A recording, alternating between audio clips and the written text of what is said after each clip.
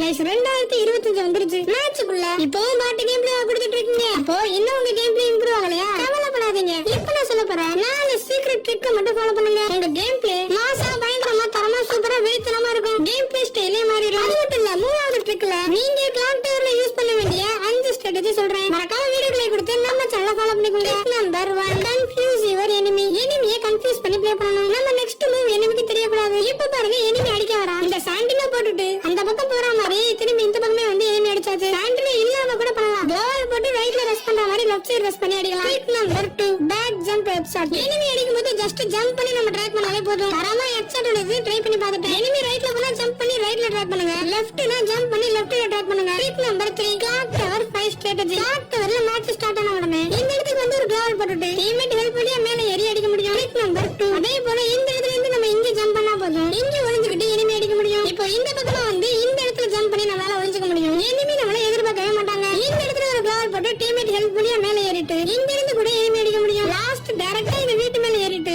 இப்போ இங்க இருந்து ஜம்ப் பண்ணிருங்க. அந்த வீட்டு மேல உட்கார்ந்துகிட்டு 360 டிகிரில எனிமி அடிக்க முடியும். கடைசியா உங்களுக்கு ஏதாச்சும் ட்ரிக் தெரிஞ்சா கமெண்ட் செக்ஷன்ல சொல்லிட்டு போங்க.